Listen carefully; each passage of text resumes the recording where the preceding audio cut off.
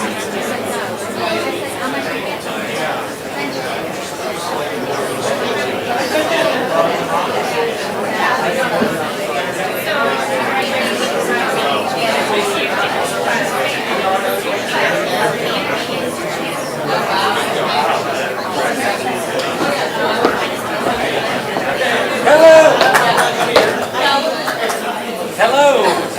there we go. Now we have sound. Hello. Welcome to the CSE Student Stand-Up Showcase. Thank you, brave souls that sat in the very front row.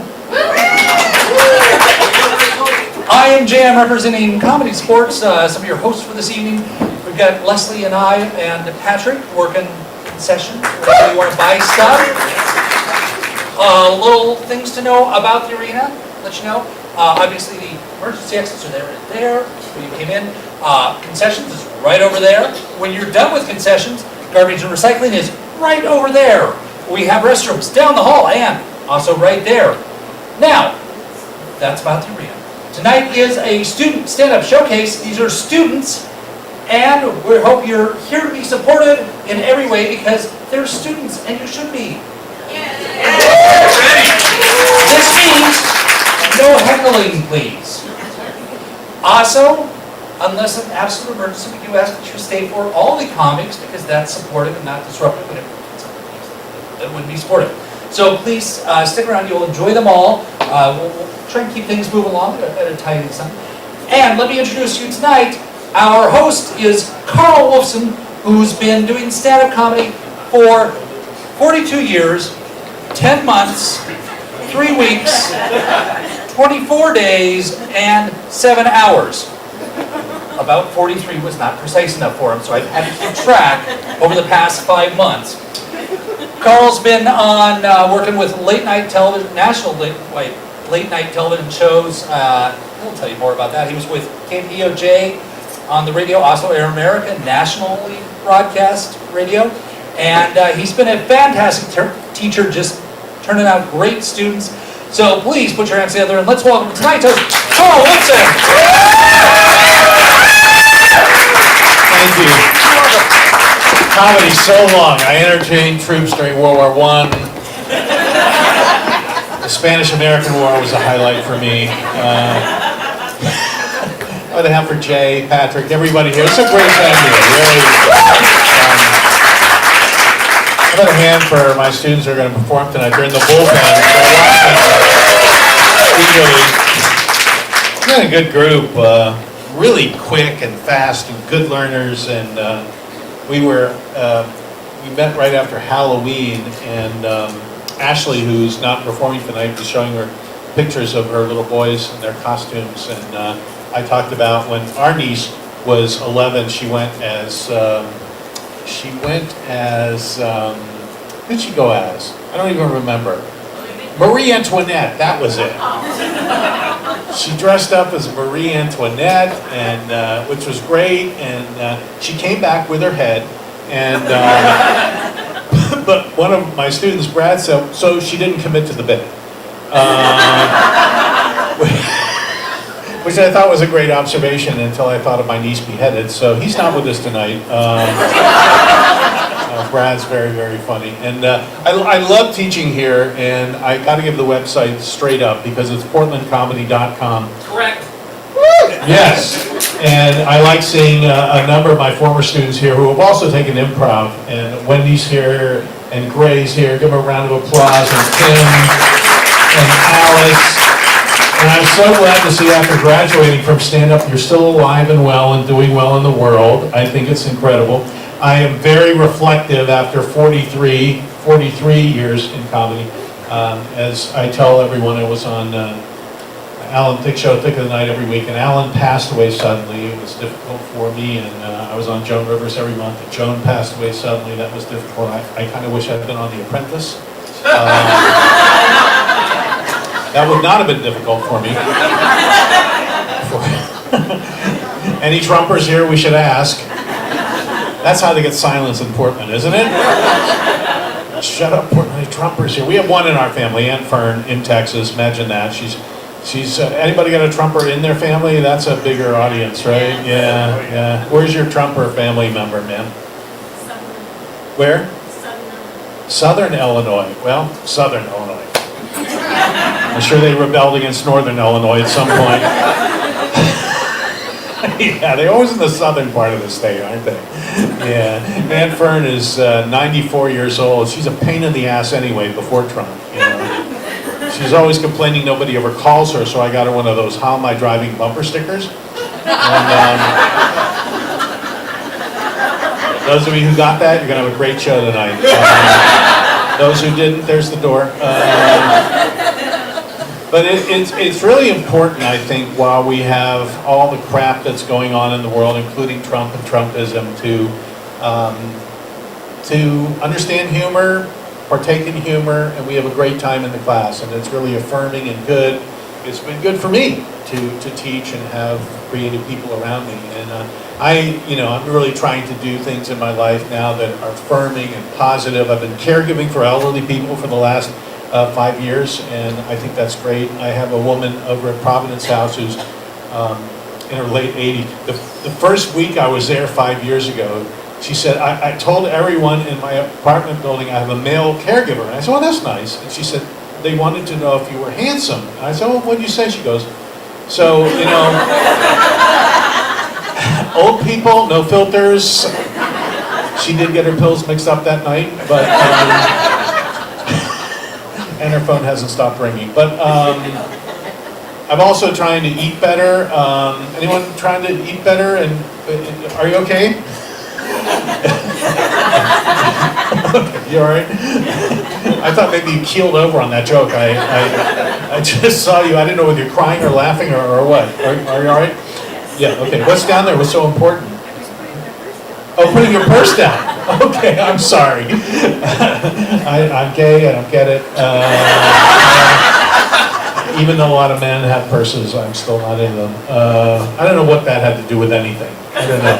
And I'm the teacher, so you're going to have a good night. Good for you. What's your name? Carla. Carlotta. That's a great name, Carlotta. I have not met anyone named Carlotta. That's a beautiful. You have? Well, you're sitting next to her. What's that? Now you have. Now I have. Thank you. You're the master of the obvious tonight. Thank you. I love you. Do you know Carlotta? Very well. Oh, okay. Is that are you related? No. No. How do you know her very well? You put your purses down together? Is that what you do? You get together? You have yours on your lap. Is that all right? She has it on her lap? Is she a kleptomaniac? Is that what you put it on there? Is this your husband? Yes. Yeah. I love your hair, man. I love it. I absolutely love it. And what is your name? Bill. Bill? A little easier than Carlotta. Have you met Carlotta? Yeah, yeah. All right, Bill and Carlotta, ladies and gentlemen. You sit near the front. It's just going to happen that way. It's good. So I have been trying to lose weight, and I gave up fast food. That's a good thing, right? Anybody try to give up fast food? You almost applauded and thought, why are you pointing to him? Is he fast food or what? Have you given up fast food, sir? You'll eat it sometimes? Are you guys related? We are boyfriend. Boyfriend, girlfriend. Good for you, yeah. And she's very excited that you're trying to give up fast food, evidently. Is she working on you to do that? I'm going to work it till your former boyfriend, girlfriend. That's what I'm going to do tonight. Really. I could get you a burger. Carlotta, get out your purse. Let's buy you a burger. I went to Burger King like 5 months ago. That was it for me. I ordered a burger. The woman behind the counter gave me the burger. Then she said to me, would you like to give to donate to cancer research? So I gave her back the burger. And okay, you guys ready for a good show? That's all the material I can remember from 1914. So oh, they loved it. I slayed. Even the German troops laughed. All right. Their helmets popped off. You know, the pointy things. All right. How long have you guys been going together? See, he's really flummoxed on that. I have no idea. About 7 months. About 7 months? Yeah, how's it going? It's pretty good. Pretty good? Those are not, I'm getting laid words, I'll tell you that. Pretty good. It's supposed to be fabulous. It couldn't be better. Yeah, good luck, sir. Coming to the stage now, Edwin, I don't know what to say about Edwin because we usually in our 8 weeks try to build towards a set that will be performed at this, one of the student graduation shows. Edwin, however, never did the same acting class. I have no clue what he's going to do tonight. Neither, I think Edwin doesn't know either, which is fine. But hide your purse, that's all I'll say. Please welcome Edward Tornado, ladies and gentlemen. Edwin Tornado, here he is. Now that's a purse, man, that is a purse right there. This is the Democratic stool.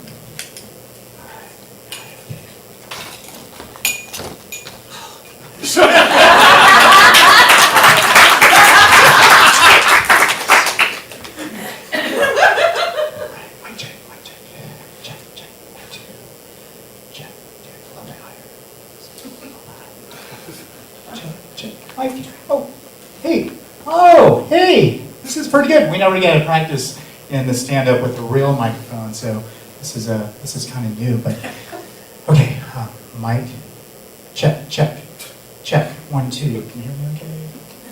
Check. All right. Okay. Check. Can you hear me over here? Okay. Good. All right. Okay, you're sitting in the front row, so I won't pick on you. But let's go back here instead. Okay. Check. Can you hear me over here? Everyone okay? Hear me? Oh. And I need it. Pretend that you know me. You're one of my friends. Thank you for being here. This is so great. Yes. All right. Oh, yes. I love the mic when that works. When you think about it, when you were a kid, first time you get the mic, you're just so excited because you can hear yourself. You make all those fun noises, right? You do the,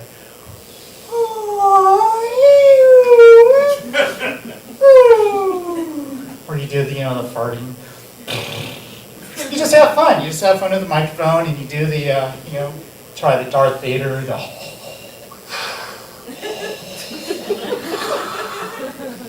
But when I get the mic, I like to do things like release the Kraken. Or, not that I've heard this anywhere, but, and coming on stage one, Diamond! Say hello to Diamond! Get those dollar bills out! The mic.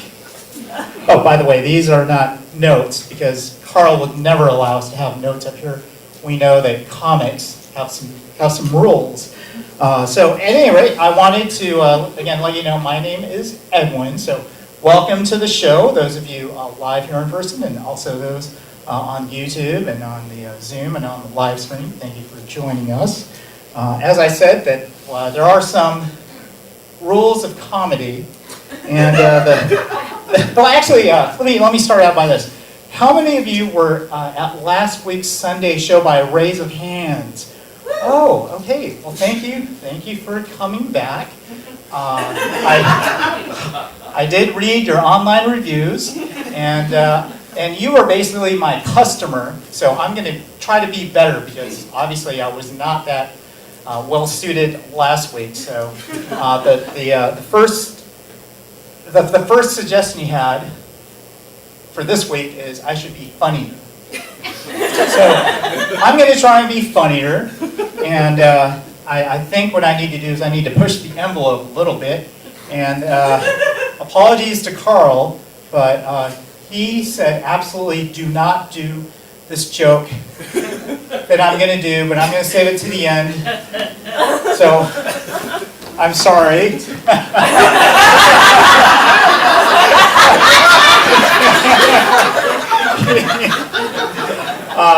It's a joke you might not understand, but again, I just want to preface that so at the end you know where I'm going with it. The second suggestion that I read online is not to waste any more of your time.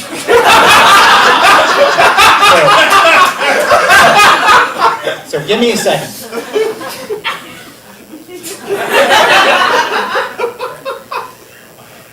All right. And number three, I had some friends that said I had some issues with my props last week. So I decided, well, why not bring more props? Because the more the better, right? Yes, okay. And then finally, some people wanted to give their tips, me to give their tips back. So let's see here. I have, let's see, a lottery ticket. I hope that's a winner. Let's see, what else did people give me? Let's see, we have a 2 for $4 milkshake coupon at Dairy Queen that's expired, so that doesn't work. Let's see. We have a Wentworth Chevytown business card with an email address. Nope, I don't want that. And gift card. Yes, I definitely accept gift cards, as it says there, right there. Gift cards, cash, Venmo, checks, all accepted. Silly. I'll take that. And someone actually wrote a tip. Okay. If you go back in time, do not invest in WeWork. That's a good tip. If I go back in time. All right. So again, my name is Edwin, and I'm back this week. This is my last go-round for stand-up. I have taken multiple classes in the past. I've always failed. I did enter Portland's Funniest Comedian contest, and I got dead last, even though people that didn't even show up got more votes than me. Apparently, when I get on stage, it's the time people like to go on their phones and scroll through their Nextdoor feed. Or it's also the time people use the bathroom, but I'm glad none of you are doing that right now. So I feel pretty good. Here's another thing that Carl said. Never ask the audience how you're doing. So I'm definitely not going to ask how you're doing. But if you are feeling, kind of good, you could, pretend to cough.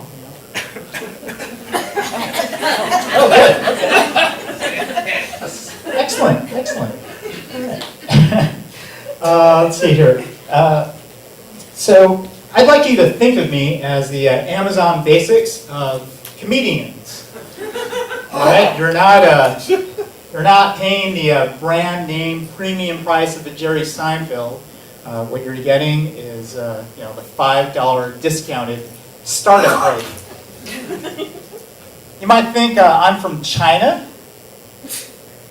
I can assure you though, I was a major in the USA. And like Amazon Basics products, you might like me initially and think I'm all right, but after a while, you'll know that I'm not that good, and you'll probably give some bad reviews. But that's okay. That's okay. I embrace this role of going up first, because usually what you do is you let the person that's not that good go up first, so everyone else is a lot better. And I'm okay with that. That's all right. Let's see here. Oh, here's the other thing. We want the audience to like the comedian up here, so I am going to attempt to have you like me. So let me try this out.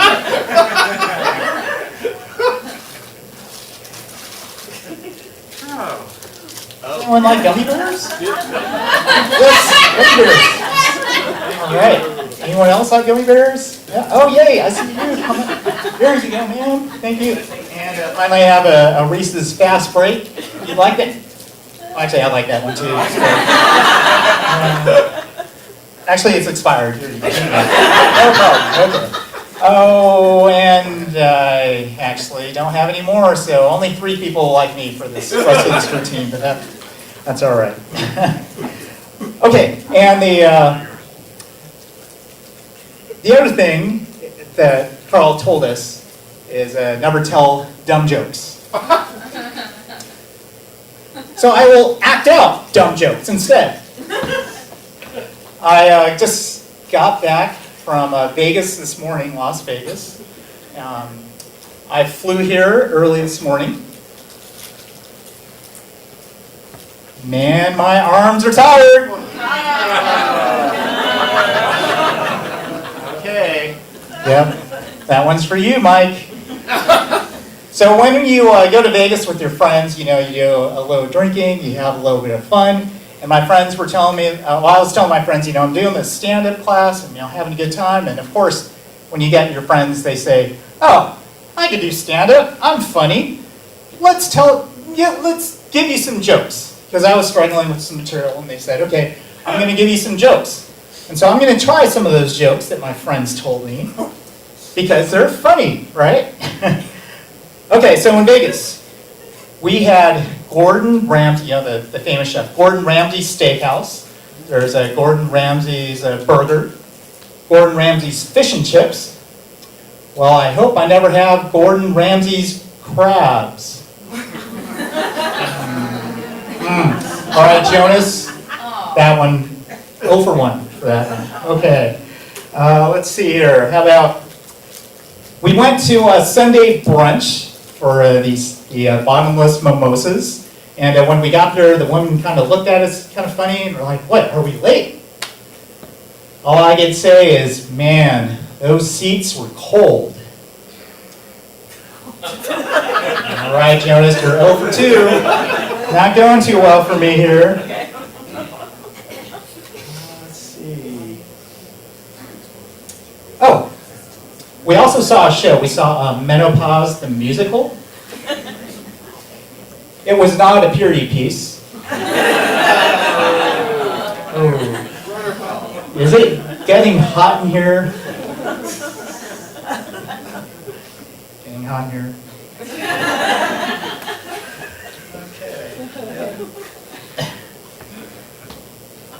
Yeah, well, actually, the musical got old after a while.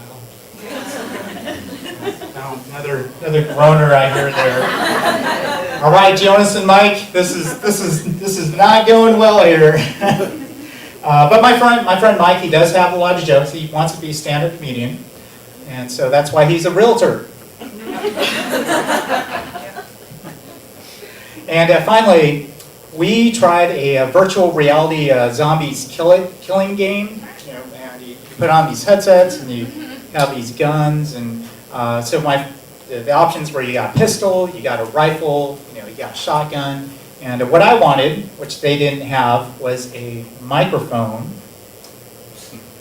because I wanted to kill the zombies with laughter. Okay. That's okay. Okay, let me segue here. Let's try something else. I came back from Vegas and I brought me this. Nothing. Lost all my money. It's all right. Okay. Let's see. Oh, my time is running here, so let me do this last one here. My father was a successful magician, and he loved magic, and so I'm going to try a magic trick here. This is where I'll use our mic stand.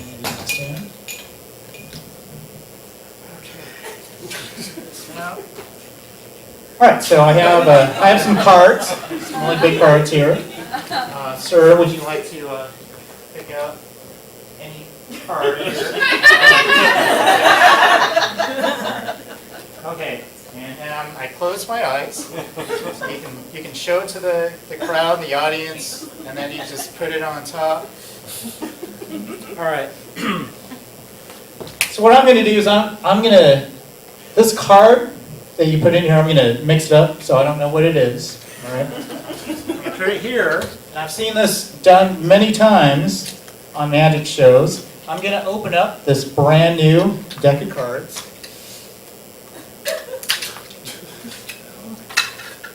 And I'm going to find that card in here.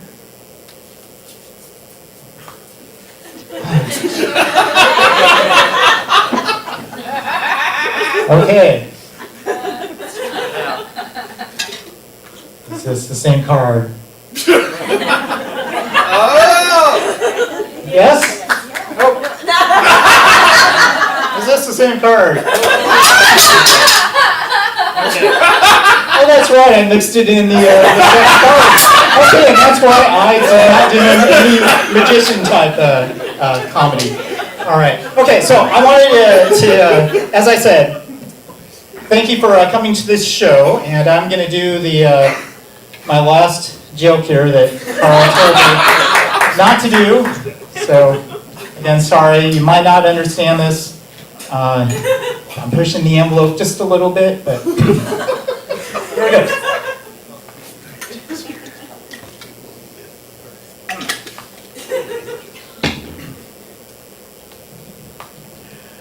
Chúng những món trọn trọn trọn trọn vậy chứ anh chẳng những mà cái nhỏ bọn cái and chúng những món như anh cái nhỏ cái gì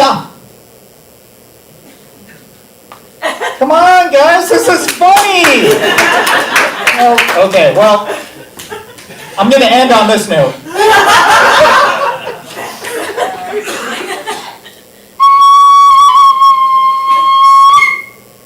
Thank you very much.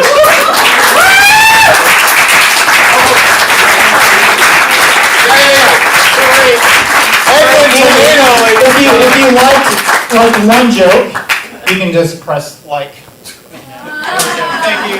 All right, and same thing on YouTube. You can put the like up there for me, maybe, hopefully. Okay. Edwin, ladies and gentlemen.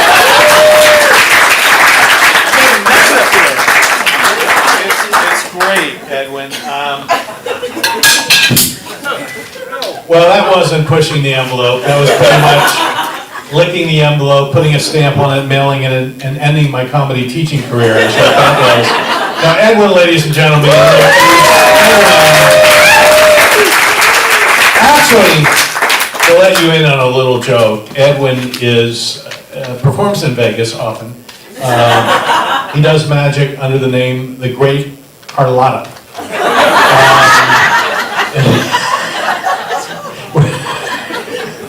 Where at the end of the set, he only performs once, but he takes every purse in the audience with him. Did you check? Now, Edwin, I didn't notice how the iron, was that irony? Is what that was? Oh, I got it. It was irony. Okay, thank you. Edwin, ladies and gentlemen, as I said, I don't know what to expect. I really don't know, and give Edwin a round of applause for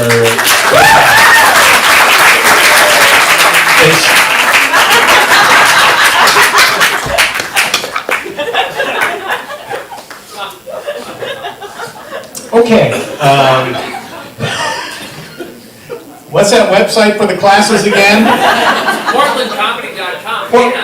And? And tell people that a space is opened up for the class that starts tomorrow. Yeah. I wonder whose space that was. No, there is, someone did drop out, and we have a class starting tomorrow. So, Carlotta? No? Oh, come on. Your tip jar would be so overflowing. You could put it, you could hide it, like your purse and stuff. Is she funny, Bill? Oh, funny. That's the man who should take my class. Oh, funny. So funny. My husband and I have been together 26 years, and you can applaud that because it's like 52 in straight years, something like that. I don't know, whatever it is. Thank you. Please explain that joke to the rest of the crowd. But a couple months ago, he said something really funny. I said, "Oh, you should take my comedy class." He goes, "Oh, I've taken that class. I know how you feel." Do you call her the great Carlotta at home? Oh, absolutely. I love him. I freaking love him. How many years have you been married? 51. Oh, 51. Wow. That's 26 in gay years. I feel good. I'm looking at my straight counterpart. It's just incredible. There's a connection. I knew it. I just knew it. How's your dinner conversation after 51 years? Are you the dining dead like they in Jim Carrey's film? Oh no, it's sparkling conversation. Yeah. A couple of weeks ago, we're eating silently, and Gary goes, "Is there anything worse than hard butter?" I'm going, "Genocide?" Maybe. Well, Bill and Carlotta, good for you. So you had a 50th golden anniversary. What did you do for that? All of our family got COVID. All your family got COVID. I think what you should do is have a postponed 50th celebration. Y'all want to come? Yeah. Edwin could be the headliner. It'd be good. One more time for Edwin. It's hard to start the show.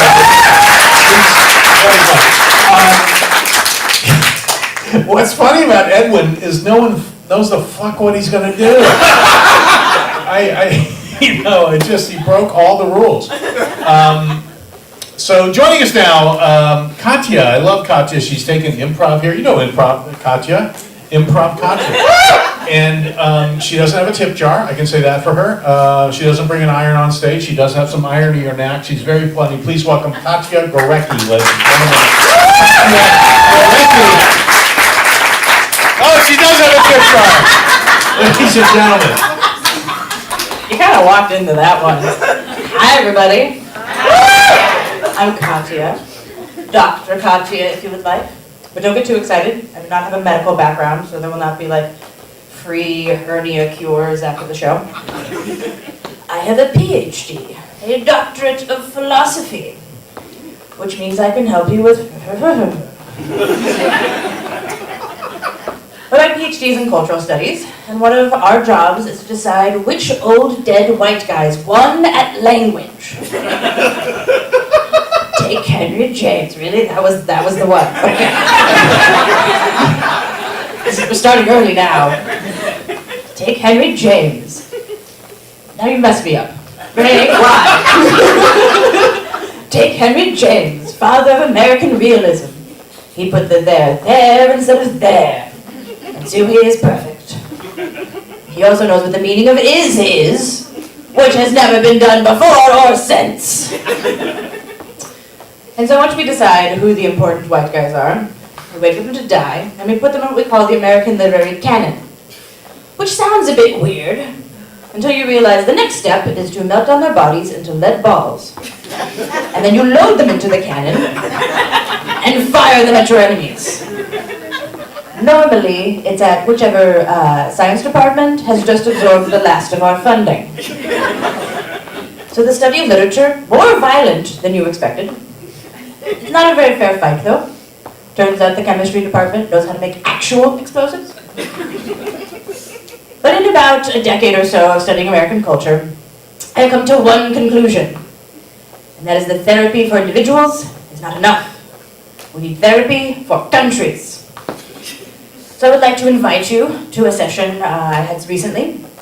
Normally, this violates medical privacy laws, but thankfully, countries are not people, only corporations. Also, I hate to break it to you, if you got the Clinton joke from earlier and the Citizens United joke just now, you are also possibly an insufferable nerd. I will be having a support group for that after the show, so just come talk to me. Anyway, come into my office. Welcome to my office. So, America, I'm so glad you were able to make it to the session today. I know it's not easy or comfortable to comply with a court order, but it is so important, so I really appreciate you being here. Well, it was this or community service, and I don't believe in serving my community. Okay, not a Kennedy fan, I can see that. We do have some business off the top. If you could confirm for me your name and your pronouns, please. Really? I've got to do the pronoun thing here too? Fine. My name is America. My pronouns are yeehaw. And fuck yeah, freedom. Why not? You do realize that this is like a court records thing? Okay, that's a choice. Fine. And then can you describe for me like why you think you're here and how you understand that? Well, I'm here because the snowflakes are taking over the government. They want to change me. Gotta deal with pronoun stuff. I've gotta think critically about what bathroom I use. And then on top of that, they're gonna stick the jab into me and turn me into one of those soy boys. Okay, that's fair. You know, I think that, you know, feeling like your identity and your body's being controlled by other people is really alarming. Could you hold on 1 second? Needs to learn concept of freedom applies to others as well. This one last piece of business.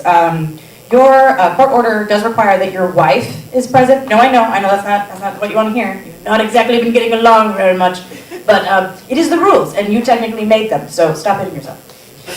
You could come in, please. Very difficult being 3 people at once. Hi, I'm the United States. I am so glad to meet you, and I am so sorry that you have to deal with my husband, America. Listen, I'm just really glad we can be here as a nation to work through all of this. It's not very frequently we do the whole United States of America thing all in one go, so I really appreciate that effort. I understand that you two have been separated for quite some time. Could you tell me a little bit about that? We have been a house divided practically since the beginning. It's really not that bad. We have managed to coexist for centuries with a minimum of mayhem, exploitation, and suffering. And we have so many billionaires to show for it, and that's gotta be a good sign, right? You know, like, historically, it's really not. Like, the French did that, and then they had a revolution about it, so. But anyway, and besides, we have rampant inflation, which is causing a housing crisis, and then there's what the Cheeto of an ex-president is up to at any given moment, and I've lost track. Which is, of course, why your husband is here. For some reason, his idea of showing support was to take all of the national supply of tanning products and dump them in the Boston Harbor. Listen, I was really upset to see all those little duckies covered in oil too, but like I think we need to really appreciate how far America has come. Like 2 years ago, I wasn't even sure that he could read, and now he's making historical references in his emotional outbursts. I think we should really give him a round of applause. Just one. Great. Well, I think you need to get a reference to get a real job. I have a real job? I'm in the most amazing technology boot camp right now. I'm going to make an app that is absolutely going to disrupt the medical industry. Yes. Every morning, it's going to send you your daily horoscope and then affirmations that will cure a hernia. I'm really glad to hear that a 6-week boot camp was all that you needed to become a real doctor. 8 years I spent well. Anyway, is there anything you two agree on at this point? Anything at all that we can start with? We don't have any common experience at this point. The best we can do is agree on what to argue about, And I really don't think the Pizza Hut thing is the foundation for a nation. Somehow, I think I'm gonna agree with you, actually, on that one. But just humor me. Tell me about the Pizza Hut thing. Oh, but don't listen to America. He believes some kind of wild conspiracy theory that the government is using the Pizza Hut basement for some kind of plot to take away his guns. And obviously that's not true. I am really glad to hear that you don't believe in conspiracy theories. That would be truly alarming. Of course not. The government's using the Pizza Hut basement to develop vaccines that are going to force us to buy non-organic produce. As you can see, 200 years of daddy issues, not easy to work through. Your choice, which founding father started that. But I've got to, hand it to us. Fact and fiction has not always been our strong suit. We're very prone to conspiracy theories, I think. And I like to look to our literary history to understand that. Take, for example, my favorite novel, which Carl likes to give me quite a bit of shit about, Moby Dick. Also, I realized, just as I was sitting on that bench, that I'm the only woman on this show this evening, explaining that my favorite novel is Moby Dick. So, I don't know. I'm having some second thoughts about my life choices. But anyway, if a teacher ever told you that Moby Dick was not about penis jokes, they were lying. Moby Dick is about chasing whales in good old-fashioned American homoeroticism. Take, for example, one of the chapters, A Squeeze of the Hand, which details the crew of the Pequod, who has just killed a whale, right? And then are harvesting the spermaceti oil. Whole reason you hunt whales, you're going to light lamps and things with it. It's very fun. And they've drained it into a vat on the deck of the ship, right? One problem, though, it's got chunks in it. And if there's anything she knows you do not want chunks in the spermaceti oil. And the crew agreed, and they were like, this is not good. And so their solution to this, apparently, was to strip, and then as a crew, stick their hands and their arms into the sperm oil, and squish the chunks until they dissolve. So you have about 24 men, various stages of nudity, grabbing around in some oil, occasionally grabbing each other's hands on accident, sometimes their arms, sometimes other things. None of this is a metaphor. This is all very straight man shit. But Melville's portrayal of traditional American masculinity is not my favorite part of Moby Dick. I have ADHD, which means that my favorite part of Moby Dick is the fact that it is batshit random. You'll be going along, hunting the whale, very exciting. 12 men have just been thrown overboard. Ishmael has taken a harpoon to the chest. It's very exciting. Our hero bleeding out on the floor. What's going to happen next? There's 400 pages left, and geez, we still need him. So you turn the page, you get to the next chapter, and it's just squid. And then Melville is now going to give you a 500-word Wikipedia article about how giant squid are pretty cool, man. They light up kind of fun. Maybe they're having raids down in the Marianas Trench. And yes, you do eventually get back to the story. You find out Ishmael's perfectly fine. No idea how that happened. Maybe he found some really good drugs at the squid raid. But Melville keeps doing this every few chapters. First it's the squid, then it's the right whale, then it's the left whale, then it's the narwhal, I guess because it's the center whale. Literary critics refer to these as the cetiology chapters, or as I like to call them, Melville's Whale Facts Corner. Because all of these things are entirely made up, but he presents them as if they're real because metaphors for philosophy and all that kind of thing. Turns out I'm not the only one. Also, scientists of the period, they looked at Melville and they said, I like the cut of this man's jib, whatever that means. This novel work of fiction, I might remind you, is now a scientific textbook. And so, supposedly at least, they set back the field of marine biology by a century or so. So if you ever wander into a marine biology lab, as I know we all do regularly as we run our errands, and you see a graduate student in the corner looking very stressed out, just screaming, "Why?" You know why. And in that moment, That graduate student is having a fundamentally American experience. Yes, we do enjoy making things up. Take, for example, one of my other favorite literary degenerates, Edgar Allan Poe. He got his way to the canon by cooking his own books, right? So he would sell 10 stories and he would record in his accounts that he sold 10,000. And we believed him until like 10 years ago. So he effectively cheated his way into the canon. I guess he was just really excited about being fired at scientists. And I got to appreciate, though, how many of our modern media personalities are following in Poe's footsteps. The Kardashians, for example, also famous for faking their fame until they somehow got famous. And I do think Poe would have a certain amount of appreciation for social media and reality TV stars, because deep down, Poe was just made of clickbait. He was in West Point Military Academy at one point. West Point, points all the way down. But anyway, he was at West Point, and then he shows up to morning roll call, naked, except for his gloves. And obviously, West Point looked at this, and they're like, "No, you cannot do that. Please leave. You should just try it on the deck of a whaling ship." Would have gone much better. The crew would have just looked at him and said, like, "Hey, I also like the cut of your jib. You want to go swish some sperm oil?" Again, not a metaphor. It's perfectly fine. But I could really see Poe doing like TikTok or something like that these days. Like one of those Empire POV fuckboy kind of people. Doing a little dance. Bad emo hair over one eye. Shitty eyeliner. And this little thing. Quoth the raven. Nevermore. But I also have to hand it to us. I think like lying is a thing, is a cultural tradition we tend to do over and over again. But I have to admit, we lie to ourselves, which I think is fair. Like we have the American dream. What is the American dream if not a lie? What, like, do other countries even have that? Like, does Iceland have a dream? I think Iceland might actually be living the dream. Have you ever been there? I was there several years ago, pre-pandemic. I was staying at a hostel that was on an Icelandic dairy farm.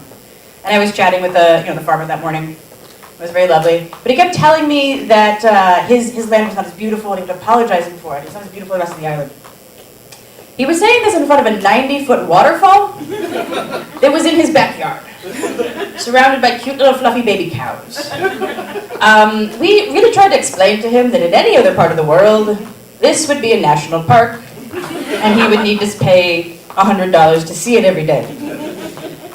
But that's just normal to him, and I think that's wonderful. In Iceland, I think they're just worried about seeing the sun more than 3 times a year, and hopefully occasionally visiting Reykjavik for the penis museum. There's no punchline there. That's a real place. If you would like to see a taxidermied whale penis and have many years of therapy because of it, go to Reykjavik. But what is the American dream? It used to be, I think, something like buying a house, starting a family, 2.5 kids, white picket fence, all that lovely things. But I'm a millennial. I can't afford that. So I think we need a new American dream. So I've thought about this, I've done a lot of research, done very hard. So we're going to do a little peer review session right here. If you clap really hard, I get to go be published, which somehow is helpful for an academic, I'm told. So the new American dream is this. Prepare the clapping, please. Lie. Make everyone believe you, not yet. Make everyone believe you, suddenly become president.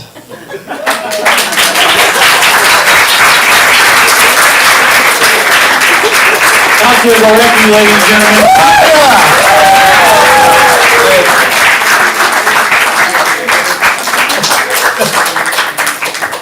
You okay? Bill and Carlotta, are you all right? I just have to check on you. Keep it going for Katya. I did read Moby Dick a couple of years ago. Literary Arts has delves. You know delves here, literary art? Anybody do them? Literary arts in Portland? Okay, great. But I looked up the spermaceti. Is chapter 94 a squeeze of the hand? Yes. I'm reading it verbatim. Squeeze, squeeze, squeeze. All the morning long, I squeezed that sperm till I myself almost melted into it. I squeezed that sperm till a strange sort of insanity came over me, and I found myself unwittingly squeezing my co-laborers' hands in it, mistaking their hands for the gentle globules. Such an abounding, affectionate, friendly, loving feeling did this application beget, that at last I was continually squeezing their hands and looking up into their eyes sentimentally. You're not kidding. Hey, I taught it in so many classes. Oh, I know. I lived it. So, if you have a wedding vows again, we could You know, a lot of people believe that Hawthorne was gay, and he was Melville was gay and in love with Nathaniel Hawthorne. That's a theory. No one knows for sure. There are some, it's why important for gay people to come out, because we don't know if people were gay in history or not. There are some we do know. John Maynard Keynes, who invented modern macroeconomics. Alan Turing, who invented the modern computer. George Santos, who invented everything, really. And then I have my theories. You know, Marco Polo, I think, was gay. My theory is, you know, mid-13th century, Vandals have sacked Europe, Mongols have sacked Europe, Crusaders have sacked the Middle East. Marco Polo's off looking for silks and spices, ladies and gentlemen. I mean, if you're a gay man in the year 1271, you just want a comfy caftan and a little nutmeg, really. Take the edge off the bloodshed, that's what I say. All right, Katya Gorecki, ladies and gentlemen. I love it. I've read the book she's read, so that was really cool. Coming to the stage now, a gentleman who, this is what I love about comedy, is everyone has a different story, everyone has a different point of view, people young, old, doesn't matter. Comedy is the universal language. He's got a very interesting perspective. We all love him. Michael Moylan, ladies and gentlemen. Michael Moylan.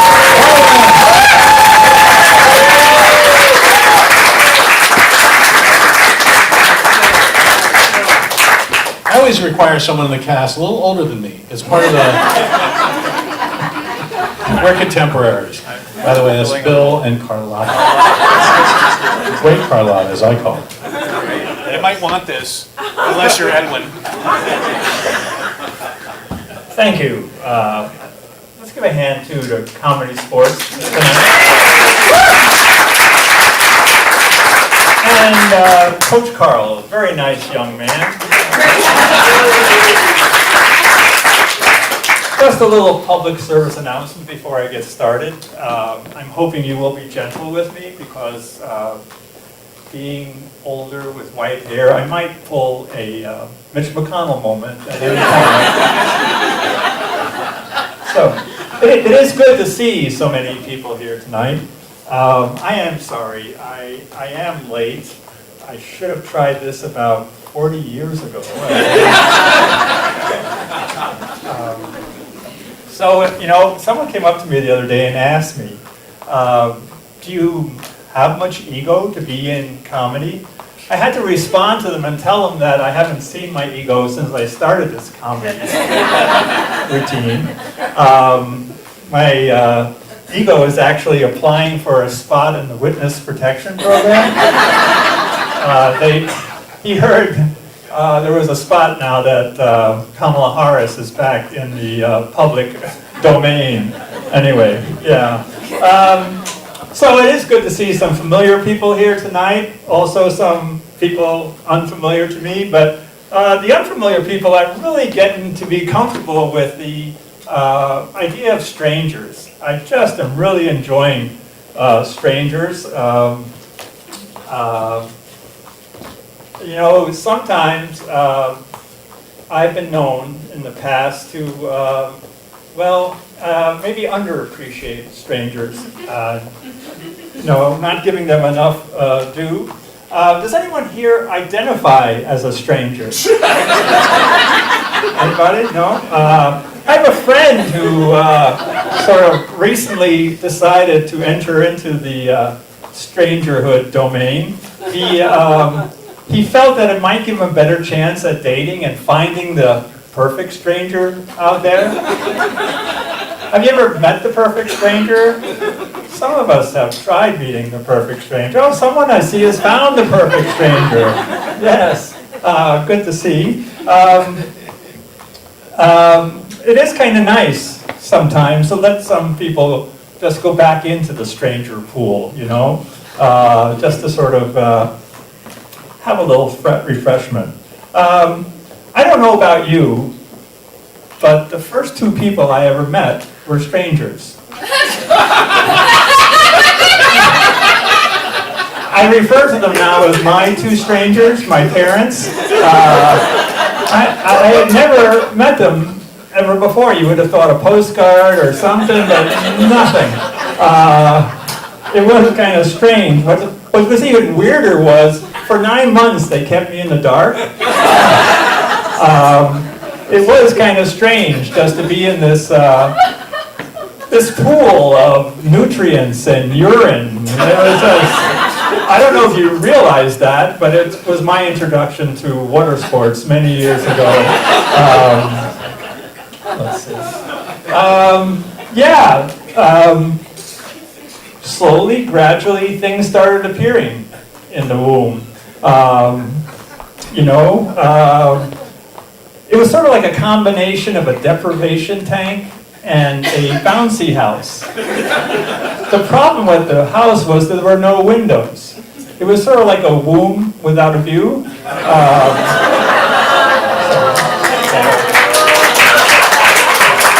Don't worry, there's a couple more of those to come.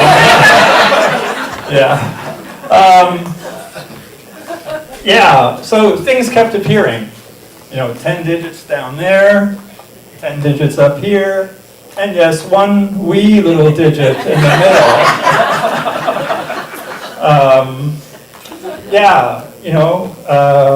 It was very strange. I mean, I have a lot of gratitude.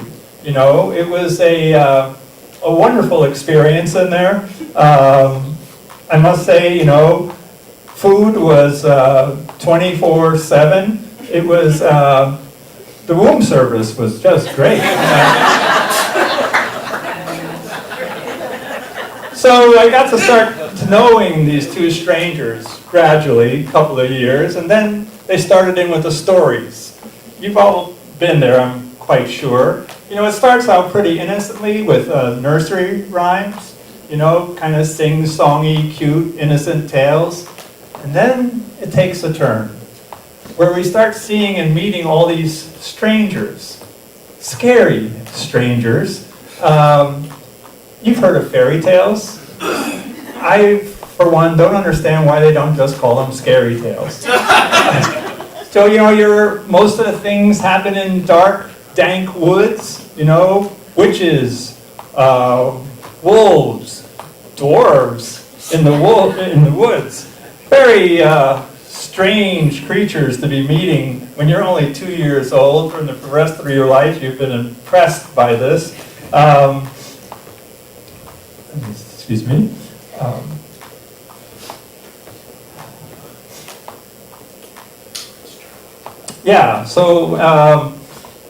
Let me go to this next character. You're all pretty familiar with him, and I'm hoping I don't really destroy any of your fantasies that you might have out there, your relationship fantasies. But this guy was really deceptive. He was a member of the Disney Kingdom, and Disney really didn't want me to dig too hard into this character. There was a lot of dirt about him. But it's one of my favorite things to do is comedy research, and so I kept at it and kept digging away about this guy. You probably all know him as Prince Charming. Yeah. He's a very bogus kind of dude. Some theories are that he was inbred royalty. Another theory is that he possibly was the son of a king not doing very well that was pimping out his son. Those are just a few of the theories out there. There are some facts we do know about Prince Charming. One is that he had a severe foot and shoe fetish, and that he was also quite into stalking and lurking. It seems that he's had several affairs with some women you probably been familiar with, Snow White, Cinderella, Sleeping Beauty even. Now, here's where he gets a little creepy. There are rumors that at some point in time, he was having an affair with this known felon for breaking and entering. You've probably heard of her, Goldilocks. That didn't go too well. He kept on pushing his agenda here. Now, there's the thing about him, which is the case with a lot of people like Prince Charming, is that he's a groomer. He grooms with kindness. That's his goal, is to attract people to him. He is a real lowlife out there. Now, speaking of lowlifes, I'd like to introduce to you, well, not introduce to you, but remind you of this next character. Do many of you still check underneath your beds at night? Yes. Well, you probably have met my next character. He also was kind of a dark and dangerous kind of guy. We call him the Boogeyman. Seems that he also had been sort of an ally of parents. It's kind of strange how these strangers all came to the benefit of parents over time. But I do have an admission to make myself. I have been known to take friends and turn them into strangers. I like strangers, and that's kind of sort of where I lean. I know it's not a good look. It has some challenges. But it is good to have, as I said earlier, it's good to have some people get a chance just to get a little bit of refreshing by jumping into the stranger pool. So let me introduce to you a word I just really like. Having been a teacher for a number of years, words really have their appeal to me. So this word I want to introduce to you is estrange. Now, estrange has to do with people and when you put them off to the side. So let me say it again, and I'd like you to repeat it after me, if you would. Estrange. Estrange. Thank you. We're going to use that in a moment. So let me give you some examples of when you might use the word estrange. So let's say you get that unexpected letter from a partner or a romance you were having, a sort of situation where it's a Dear John or a Dear Joan letter. Estrange. Estrange. Thank you very much. You're doing well. I appreciate that. Perhaps a friend is talking behind your back, and you want to give them some space. Estrange. Estrange. Thank you very much. Yeah, so there are many reasons why I like to use that word estrange. Dear Johns. So also having a sense when I hear that word that it has some possibility beyond just being used as a word. It reminds me of some cologne and perfume campaign ads that I've seen out there. You know, you think of Johnny Depp and some of the campaigns he's been a part of. Yeah, so estrange. When too far is not far enough. Some people are really eager to try this again. Estrange. Thank you very much. I appreciate your participation. Now, here's another little word I really enjoy. Foible. Don't you just love the word foible? It just has a ring to it. So now some foibles are little eccentricities that we all have. You know, they can be little. And some of them are not too little. So I want to introduce to you my next stranger, who you're all probably very familiar with, the Boston stranger. Now, obviously, the Boston stranger's foible was quite large, strangling. It's not a good look for any stranger. And so, once again, strangers take a hit.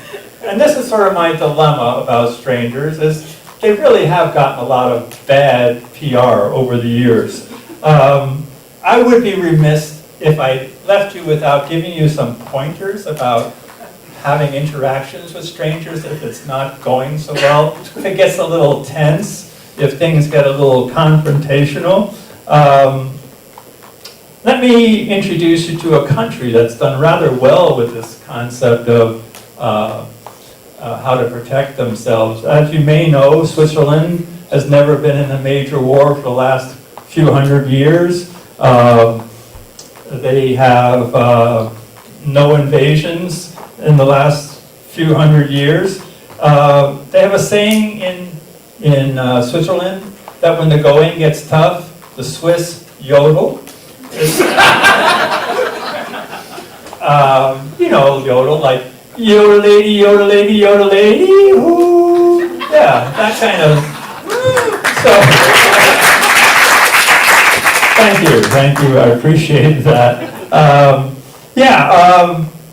So the response you might get from a stranger is probably many-fold. One might be just kind of a smile, or they might run if you were to yodel. They might also hug you if they thought that was pretty strange. You never know. So let me give you a few more suggestions. Now I'm going to go into the world of primatology. It's been researched for many years that our closest friends in the animal kingdom, to humans, are the chimps and the bonobos. Chimps are very territorial. When you approach them, they will just attack when any stranger enters into their space. Bonobos, on the other hand, being led by females, look at strangers or intruders as strangers with benefits. They will approach with curiosity, a sense of play, perhaps even make sexual advances at potential strangers.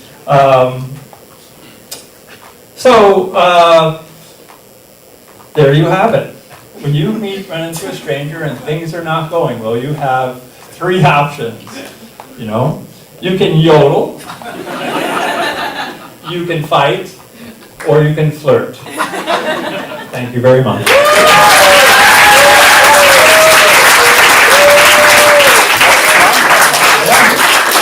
Michael Moreland, ladies and gentlemen. Michael Moreland!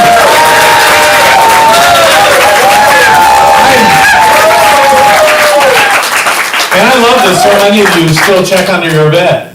I checked, last Thursday I checked under my bed, and Edwin was there. It was unbelievable. With a tip jar in my bedroom. It was like, unbelievable. Yeah, good job, Michael. Give it up for Michael. He mentioned Snow White and the Seven Dwarfs, which is a classic Disney story and film, but Melville actually suggested to Walt Disney there be 9 dwarfs. Spermy and Squeezy.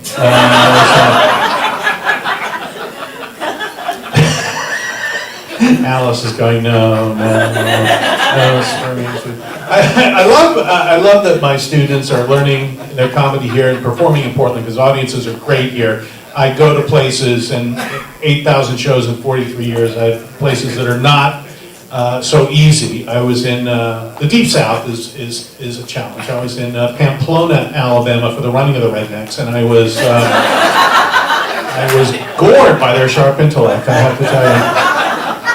Richland, Washington is always fun. I was doing my dog and cat material there. A woman in the back yelled out she had a lab. I said, what kind? She said meth.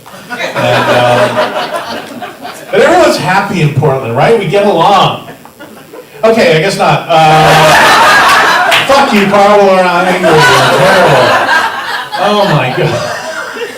Oh Lord.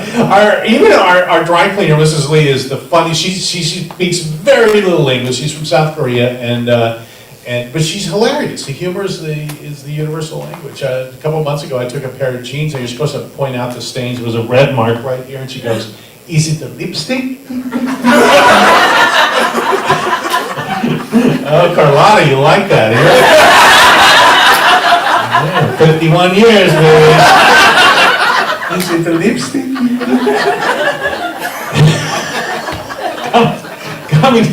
Are you all right, Alice? She closed her eyes for a minute. Hey, we don't know what Gary's into.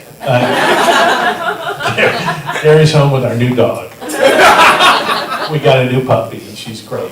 She does love Gary a lot more than me, though. She loves me now, but she was like the first 3 weeks just on Gary's lap, sleeping with Gary. I had to admit that Rick Santorum was right. I got gay married, now my husband's sleeping with a dog, so, you know, who knew? All right, coming to the stage now, I'm very lucky to have Dega in my introductory and my intermediate class. Another improv student who's just so polished and good, writes all the time, prolific writer. Please welcome Dega Westerhoff Mason. Dega!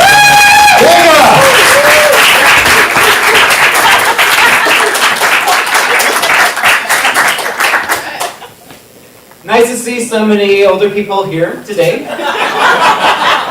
Because this set is really made for all of you 35-plussers.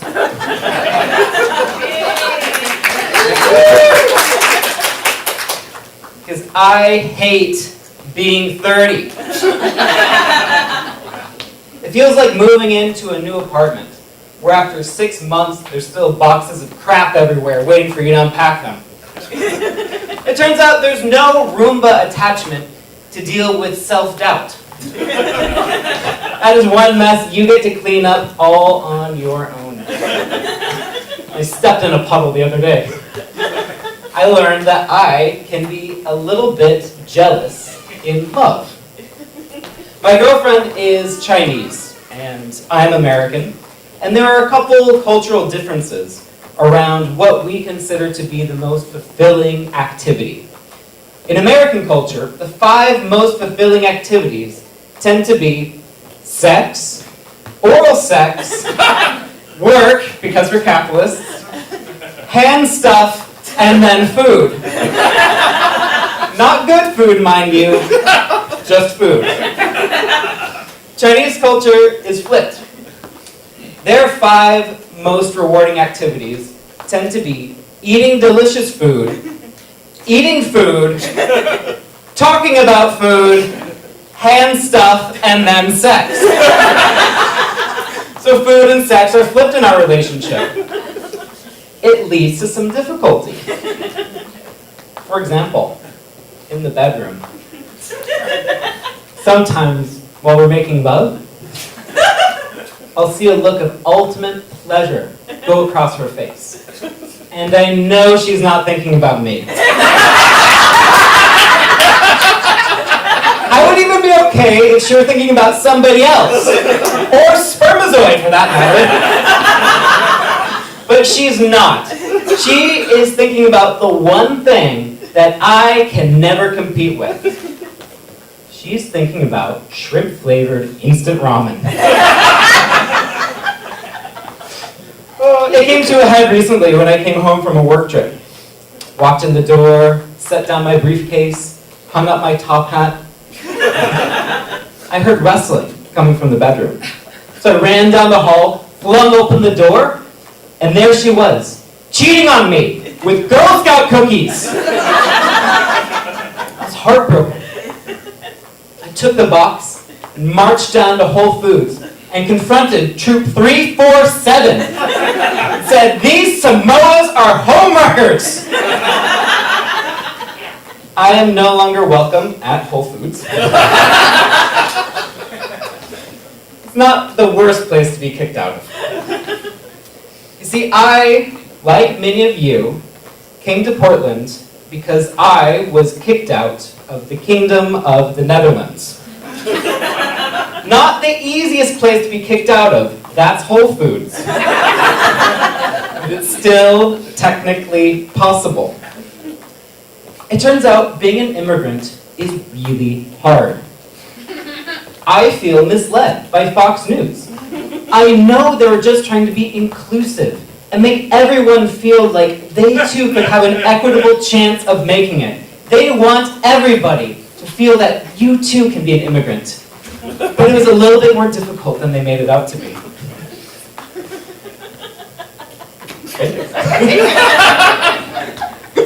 My Achilles heel turned out to be language. It never progressed beyond that of a second grader. Can you imagine doing your taxes with the language skills of a second grader? Did you just maximize your deductions or commit financial fraud? I don't know, but I'll find out. Language would even go on to ruin some of the better points. For example, after about 3 months, I was feeling more comfortable and I had found my favorite bread at the supermarket. It was oven fresh and it was delicious. Just chewy, texture was great, soft, wonderful in every way. I'd also been having diarrhea for the past 2 weeks, but there's nothing to look into there. So one day, I was cutting off a couple slices to make a sandwich. My housemate saw me and said, "You're eating it? Just like that?" I said, "Yes. It's soft, tender, chewy, delicious. Oven fresh bread." And she said, "You know, in Dutch we might not say oven fresh. It's more like oven ready. Like, you need to bake this before eating it. Otherwise it will give you diarrhea."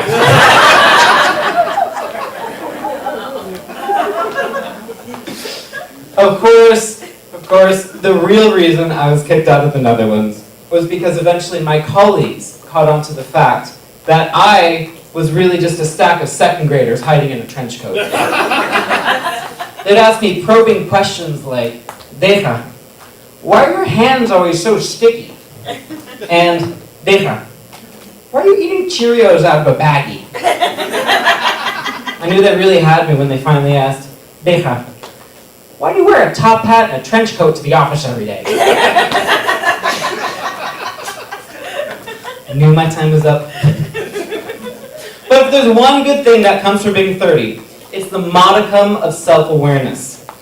For example, I can stand before all of you and come out about the fact that the politician I relate to most is Senator Lindsey Graham.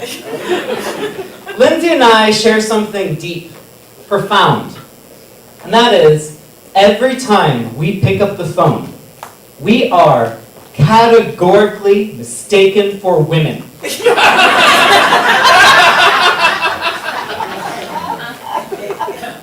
"Lindsay, Lindsay, Lindsay, you have outdone yourself now. No one's going to be making fun of Lindsey Graham anymore with your nails painted so fierce. I love this new color. I'm calling it MAGA Red." That was supposed to be better, and that's my set. Thank you.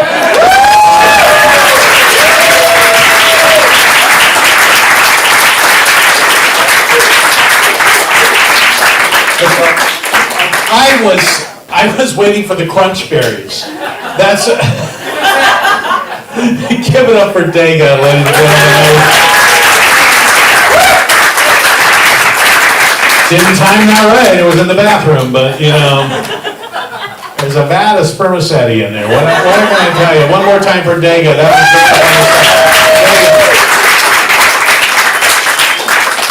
was Dega was really kicked out of the Netherlands. Isn't that amazing? How is that possible? I just told you, you missed it. I know. When you gotta go, you gotta go. Out of the Netherlands, yeah. Right. And when you gotta go in the Netherlands, Dega's sitting next to Felipe, who's coming up shortly. It's Kevin and Felipe. Felipe is from Chile, so again, you're stunned by this.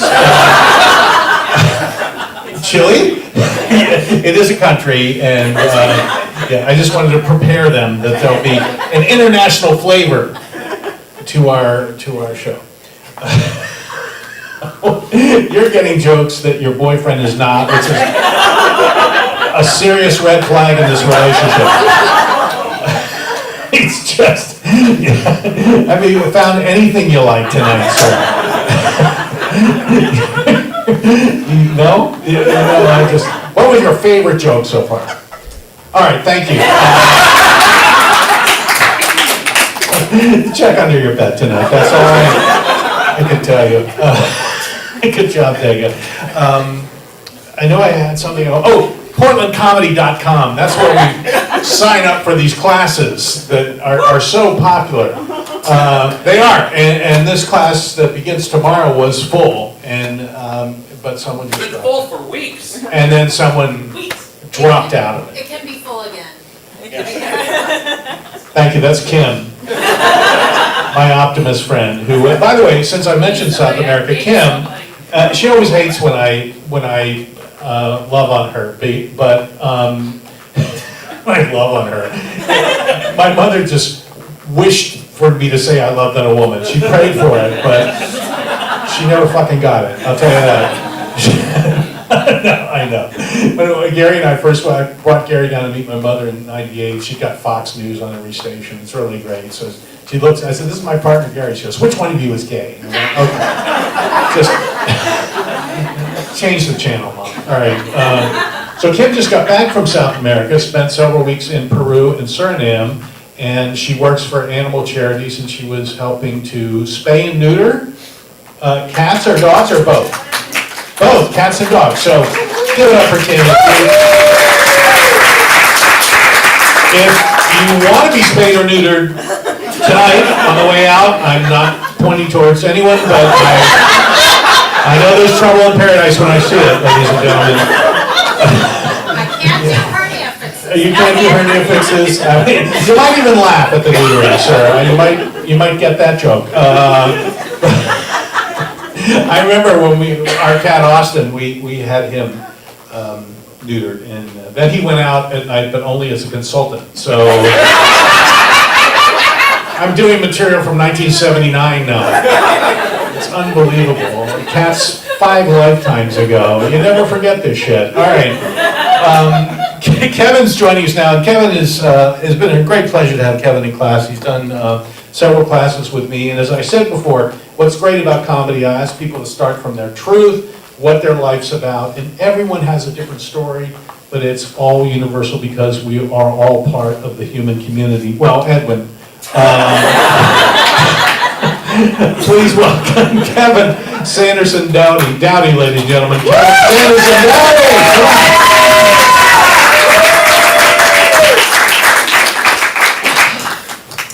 I am at a point in my life where I do not need anything new coming in, especially if it's going to bring with it any excitement, suspense, or surprises.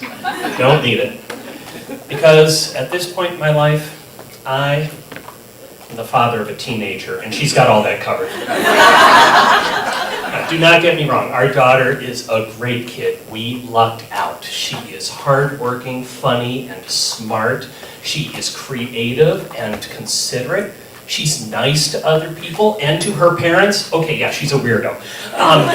But she does come by it honestly. And don't worry, she does have an edge that comes out, and she pushes at those boundaries like she should. So it's not who she is or how she is that's got me so tired at this point in my life. It's the how long we've been doing this parenting thing.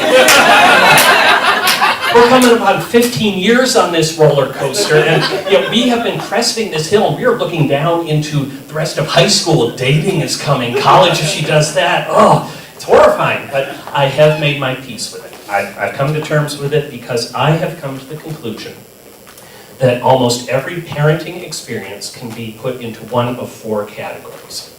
You've got your wins, yay. You've got your losses, boo. You've got your setbacks, and you have your utter failures. I know that does seem to skew toward the negative, but considering the fact that you can measure the length of time my wife was in labor to give birth to our child in multiple days, with the last round of active pushing lasting 8.5 hours, and then after the kid came out, she did not sleep through the night for the first 3 years of her life. Yeah, maybe I don't have the rosiest outlook on parenthood. But let me give you examples of each of these categories so you can see why I can come up here, talk about this, and not just curl up in a fetal position and cry. We'll start with the wins. And anyone can have this. You don't have to be a parent. I'll let you in on the secret at the end of this. So, as we were getting ready for our child's birth, we planned to have a home birth.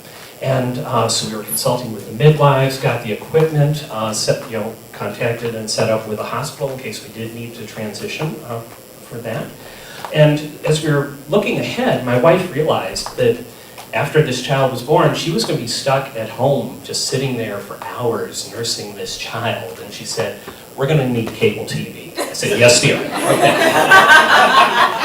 And so we called the cable company to see when could they come to set this up. And they gave us the first date that it was available. It turned out to be the due date we were given for the birth of our child. And so I thought, oh no, you have an idea where this might be going? You see into the future. This is great.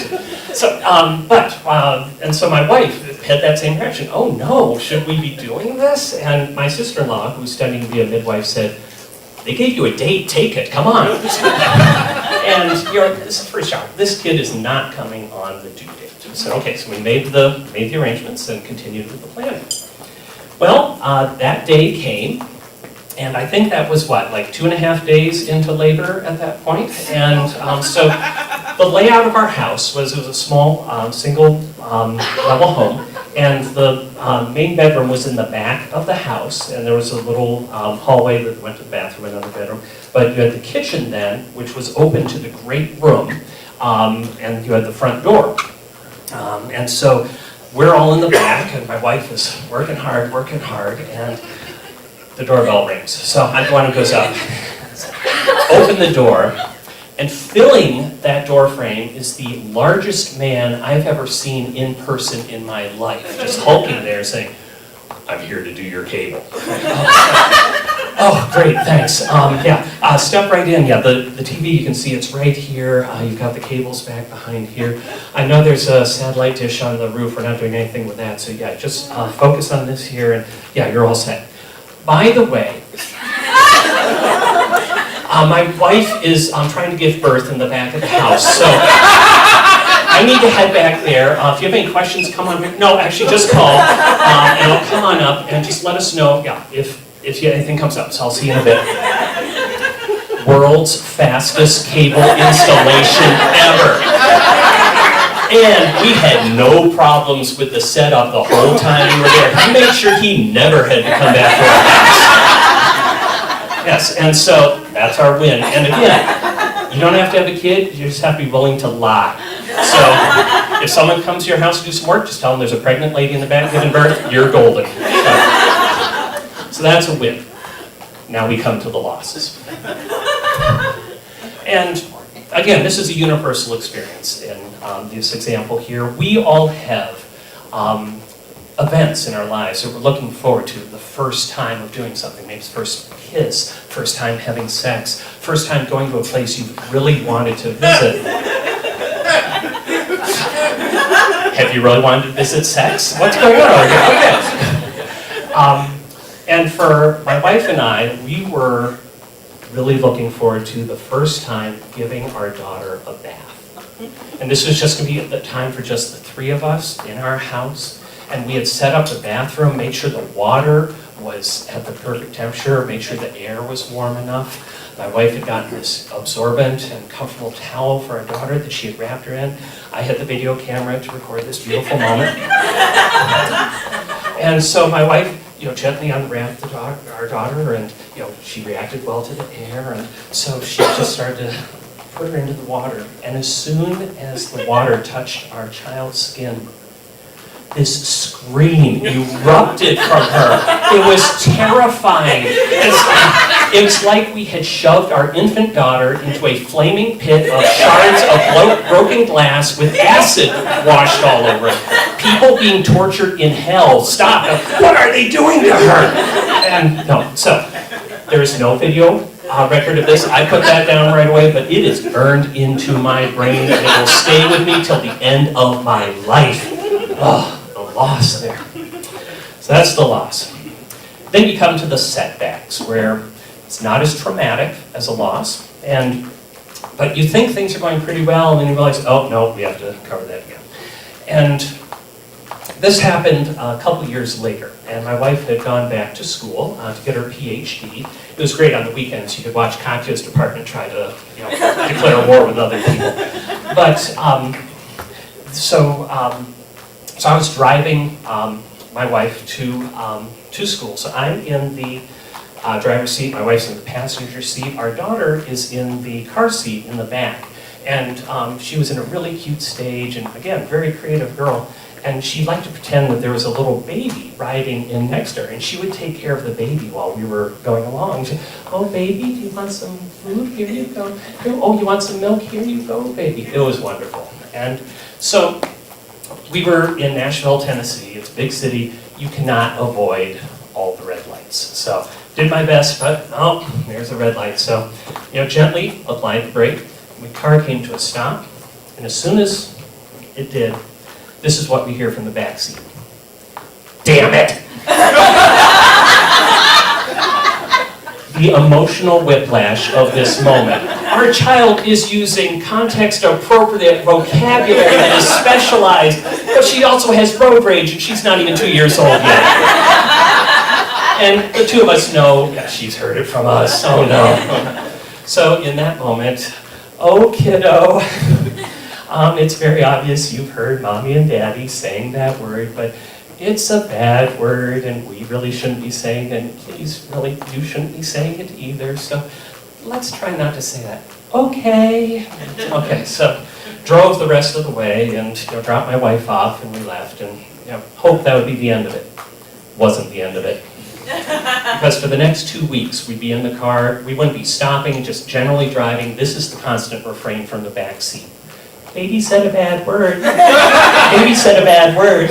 Baby said a bad word. But we finally got past that. It was a setback. Then you come to the utter failures.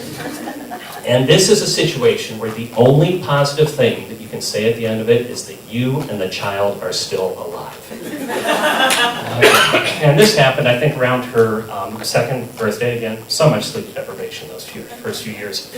And a friend had brought a cupcake to give to her. It was a beautiful little big cupcake with frosting and a candle on it, which was held by this little plastic electronic topper that would turn and turn the candle, and it would play the happy birthday song.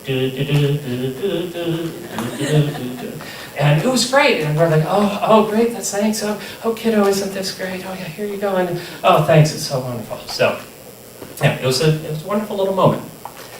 Jump ahead 3 days. I'm on diaper duty, and I know I'm dealing with a full one. I got the smell, I got the feel. We've got liquid and solids in here. So I braced myself for what I knew I was going to smell and knew what I was going to see, but I didn't know, as I peeled it open, what I was going to hear.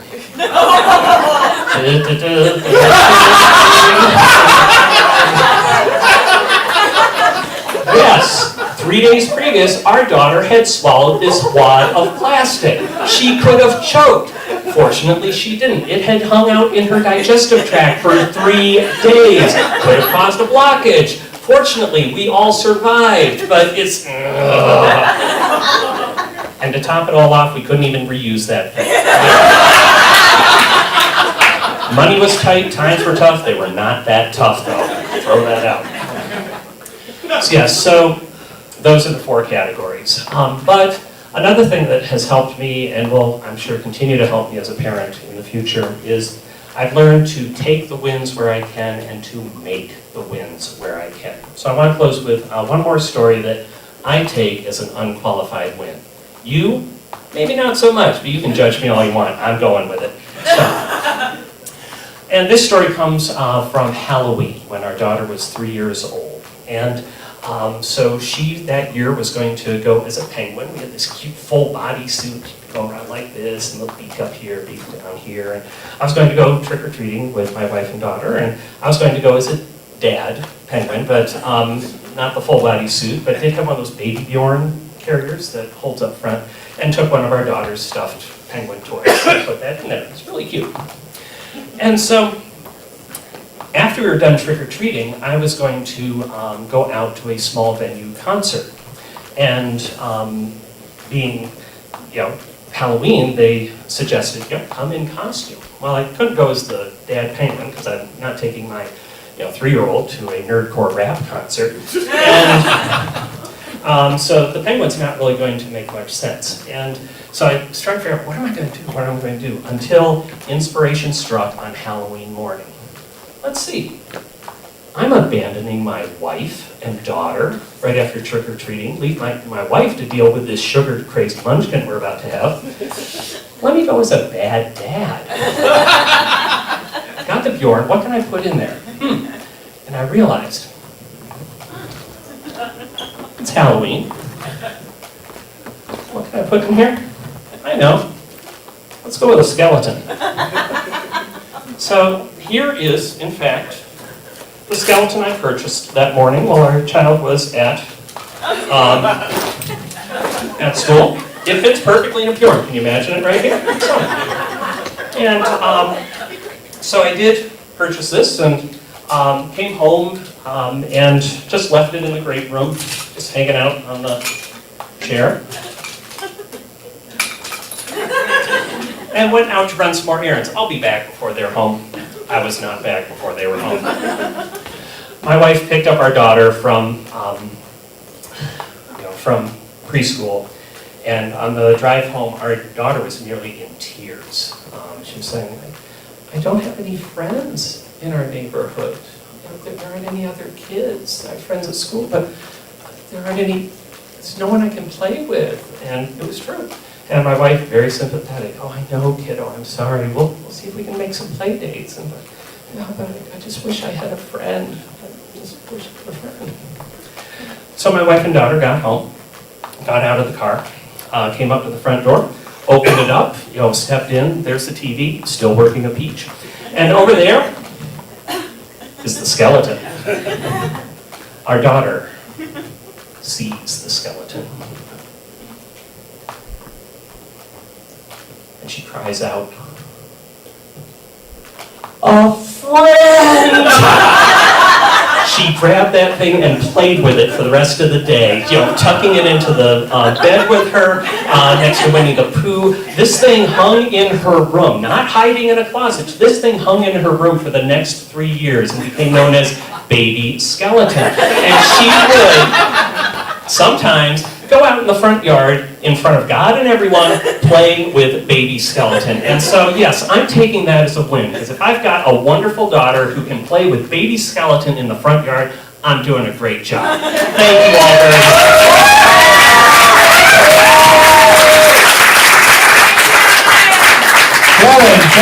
Kevin Jennifer Donnelly. I love it.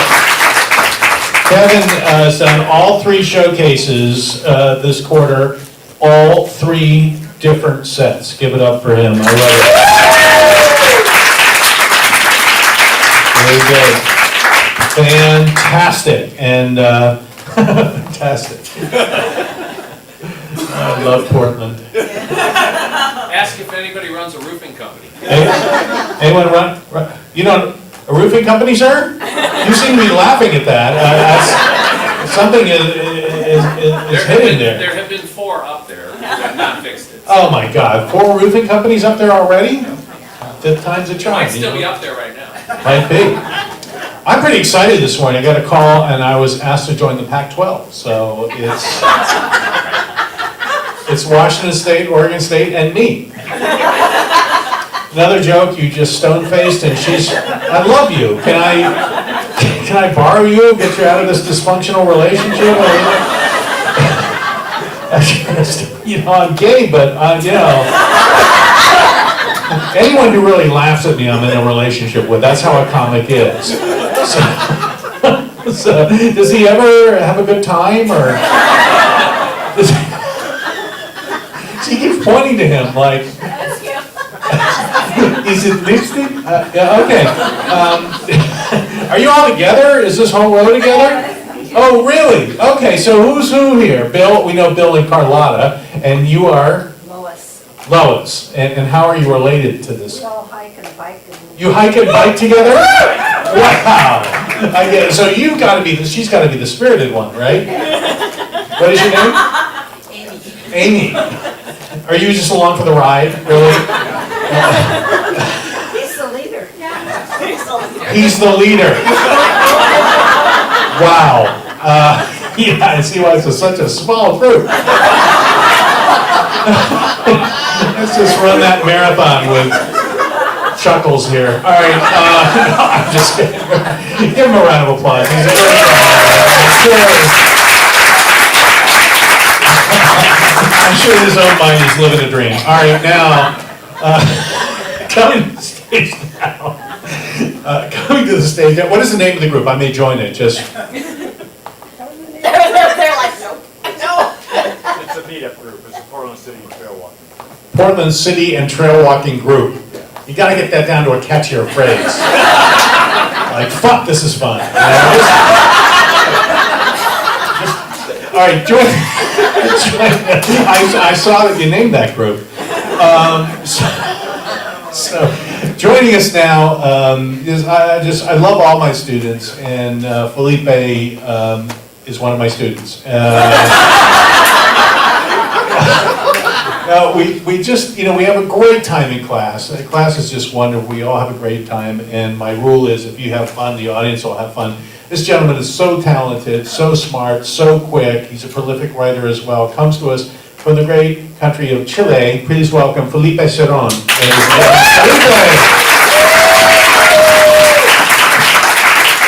Thank you, Carl. It's funny, it's the same thing my parents say to me and my sisters. We love your sisters and we have you. Let me get ready here.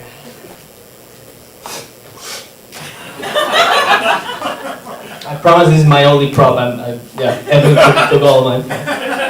This is not drugs. No. This is just a friend from Thailand came here and he gave it to me. He stayed here for like a month and then he left for Thailand and he's never come back. So maybe it is drugs. I can't read this alphabet, but I would never do drugs in the stage here with you guys. I respect you too much, especially because with the line of coke I did in the bathroom would be too much. Now is when I regret inviting my coworkers here. Some of my coworkers' mom is here. Mrs. Clark, how are you doing? Doing good? Enjoying? Yeah? Let's go! Can I do something really just weird just to pretend that I'm popular? One second. I saw confident doing this, so I don't have social media, so this might take a while. Okay. Your base face, guys. Cool. Awesome. Amazing. Okay, this is shit. No worries. I have to gauge the audience, I feel, because my set is gonna be the most disgusting one, the most improper, for sure. I don't have Jesse here. It's another comedian who is like another level. Front row. Okay, I'm gonna go out on a limb. I'm gonna take a risk. I'm gonna pretend I'm talking to my grandparents. You guys like masturbation? Masturbation jokes? No? Have you guys watched Lord of the Rings? No? Okay, it's gonna be a long 10 minutes.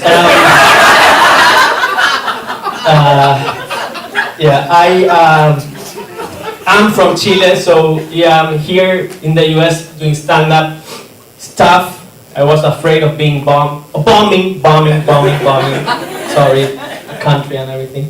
But I had a friend from comedy that gave me some energy. She said, Felipe, I don't know how you can be so unprepared and still go on stage and do your thing. Thank you. She also said, you're my spirit animal. I don't know what the fuck that means, but I thought, hey, I started thinking like, which animal would I be if I were to be an animal? I thought, Felipe. Does anybody know what Felipe means? Or Phil? No, obviously not. No, I wasn't insulting you guys. People don't know what names mean in general. Felipe, Phil is like friend in Greek, and Ipo is from horses, so friend of horses, or lover of horses. I prefer friend because lover is like weird. I thought, well, maybe I'm a horse, but then it's I don't like being spanked in the ass. Who would, right? Maybe Carl, but he's in the bathroom. He knew it was gonna like that, so I did it last time. Right back here and I'm grading you. You were sneaking there. Yeah, so horse, maybe not. Who would want to be spanked? Maybe one of the Kardashians. But they give me a vibe more of like donkeys. I don't know, maybe something in their makeup. Then I thought maybe I would be a bird because of freedom, flying. Gotta be nice, go to the mountains, go higher, and you can shit on your enemies. That's such a good passive-aggressive way of because I'm not aggressive, but I get annoyed, so I don't want to punch somebody, but it's shitting on their head. That'd be second best. So yeah, she did say those things, but it was hard to come up with things on this set because I challenged myself. I want to go the extra mile, go the distance. So I said, I'm not gonna do any dick jokes. I did some masturbation jokes, but that's a different realm. It's the same. I'm not gonna do any dick jokes. It's hard because that's like white comedian guy fundamentals, right? Like 90% of the jokes are dick jokes. You guys like dick jokes? No? Okay. We got like 8 minutes, guys. We're almost there. What else would you rather be doing on a Sunday night? So yeah, no dick jokes, but maybe sex jokes because you can talk about sex without dicks, right? We're lesbians. No less. Okay, I thought this was Portland.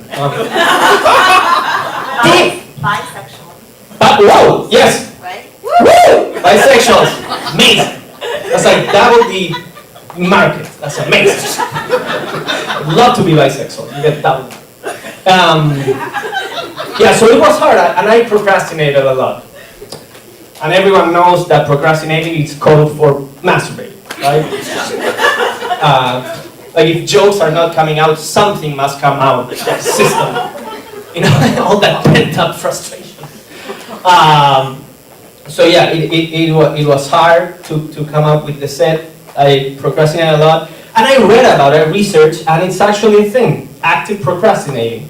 It's when you have like two things you gotta do, and one is more important than the other. So writing the stand-up comedy set, and second, doing the dishes. And then when you actively procrastinate, you just go do the dishes and forget about the stand-up. And the last time I did this, nobody knew how. It's weird. Like, then if you're doing the dishes, then how can you be masturbating at the same time?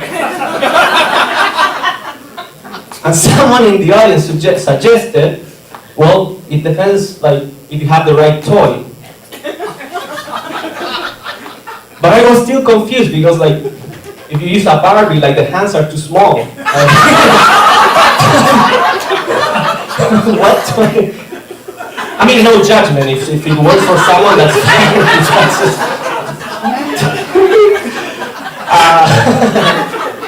So, yeah, it was hard. It took me a while.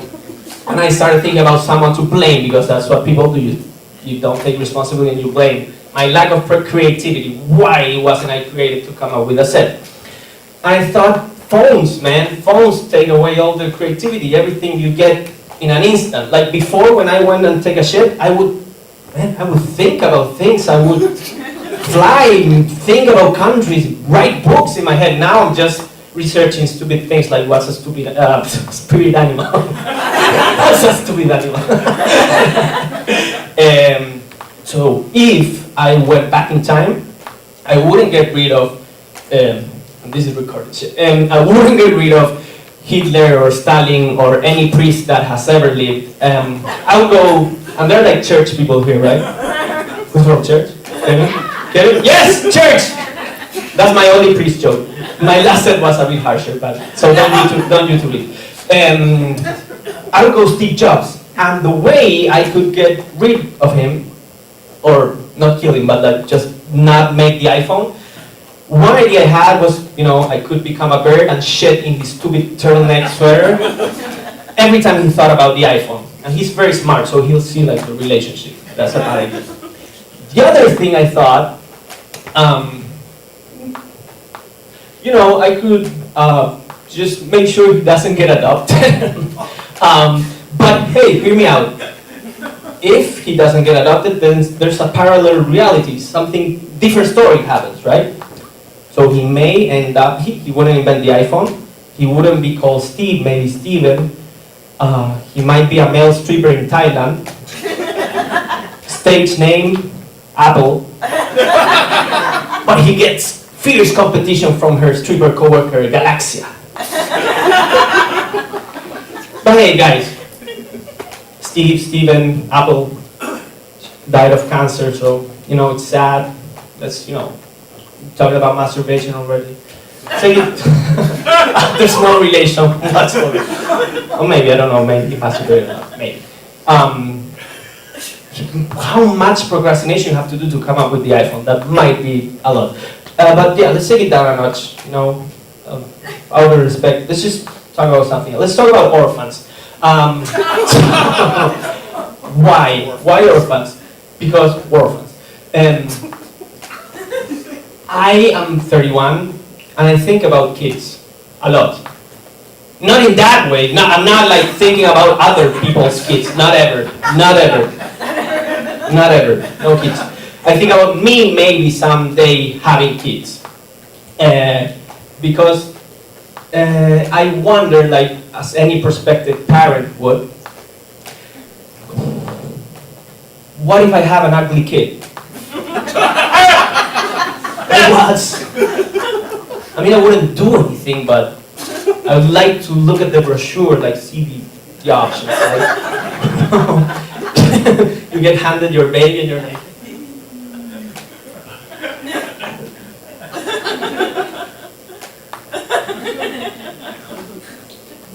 is this bad?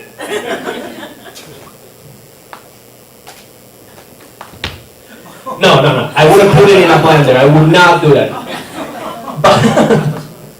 But last audience really like that. It's a better audience. This is a more humane audience. Appreciate that. But I thought this day and age, you should be able to return them because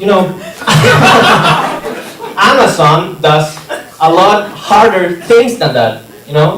You could have an Amazon Babies system. And I researched it a little bit, and most of the returns that you get to Amazon, they end up in landfills. So babies degrade faster than plastic, so it's good for the environment. No? That's exciting. The church people are really that. Okay. But I'm not a monster, okay? This would be a very serious procedure. We would, to select the applicants, we would put a picture of a baby and a picture of a wet rat. And we'd have an AI system. And if the system decides that the baby is uglier, then you're in the program. Okay. If you guys you're too conservative to like the idea of the Amazon babies, then think about this. Think about every contract has its clauses, right? Like you don't plan to get divorced, but you sign a prenup, right? What about baby naps? Like, I mean, you could have like a family home hold just in case something happened, because you know where people leave their babies when they don't want them, mostly? In churches. That's like the most dangerous place you could leave a baby. And like, they'd be safer with Apple and Galaxia in a strip club, I think would be a better option. And all this talk about ugly babies, it reminds me of a mountain biking incident that I had. You guys are in the hiking and trailing, you guys like the outdoors, right? So maybe this has happened to you as well. I had a mountain biking incident. Nothing happened to me physically. I just saw a couple fucking in a car. That's what happened. I guess that's how they mountain bike here. And I thought a couple things. I saw them in the car. I thought, first, maybe they forgot their bikes. Right? You don't have anything to do, so they just. Second thing I thought was, should I record this? And that's what Steve Jobs did to me. Like, whenever something entertaining is happening in my life, I got the impulse, like, instead of experiencing the moment. And of course I did. It's on my YouTube channel, you should check it. It's the only mountain biking video without any bikes. The third thing I thought was, man, they were really procrastinating. Like, I masturbated, but these guys were like working really hard for their stand-up material. But you know, it was beautiful. I mean, it was disgusting. But I like the ethos, you know. You get it? It's like America, freedom. You know, you can go fucking a mountain bike trail. Would not do it, but you know, you can do it if you want. And so I don't know. I expected like a fat guy, a drunk fat guy in the back with a red hat, yelling like, "Welcome to goddamn America, land of the free." I really like America. The way I learned why people in the US call this place America is when I came here for the first time. I was talking to this guy from the US, and he said, "Where are you from?" "I'm from Chile." And he goes, "Have you had any big wars there?" I'm like, "No, only small ones." Goes, "Did we bomb you?" "No." "What's the name of the country again?" So see, for him there was nothing to the south of the US, so hence America. Then the other thing that I like about the US is the coloring system. Not the old one, the new, like the red and blue thing. Like how so much is defined by the state color that you're in. Like, but what happens if you're something in between? Like if you're pro-taxes, pro-abortion, pro-gun, pro-bestiality, like where? What state would that be? Is that one of the southern states? Or? I used to say, well, is that Florida? And people said, no, you should say Mississippi. Okay, I'll say Mississippi, I don't know why. I have no idea, never been there. But for real, I should know, because if I'm gonna do the whole bird Steve Jobs thing, I should know where I'm gonna be safe. But yeah, the US, and my mom actually came and visited me here, and I live with my girlfriend, so I got to see how similar they actually are. The first thing that they're similar at is how they both agree how I'm shit in deciding the furniture for the house. See, my girlfriend moved in like 6 months after I came here, and so I chose all the pieces of furniture, the couch, the bed, whatever. And all the time I tried to be, you know, decide between both of us what it was. So I sent her pictures and everything, and she said, yeah, I like this, I don't like that. And at one point she said, you know, you choose, and if I don't like something, then I'll go there and I'll just sell it if I don't like something. Nothing remains. Nothing remains of my choice. Not even my bank account. It's all clean. The other thing that I like, that I think are similar between both of them, is that they both have a weird understanding of movies and sports. So my mom, for example, she never knows where each soccer team scores, like right up until the end of the game. And my girlfriend, when you're watching Lord of the Rings Extended Edition, so that's like 14 hours, and you've been through Helm's Deep and the Battle of Isengard, and you're about to destroy the ring, and she goes, well, who's Frodo again? I tried with the fantasy genre. But I realized this might be recorded. So son, if you're looking at this in the future, you're welcome, because I didn't decide that you were ugly enough to be given away in the program. And if you're just finding out I'm your father, then I sure hope that you grew out of your wet rat face. Thank you very much. I appreciate it. Felipe Salon, ladies and gentlemen. Felipe.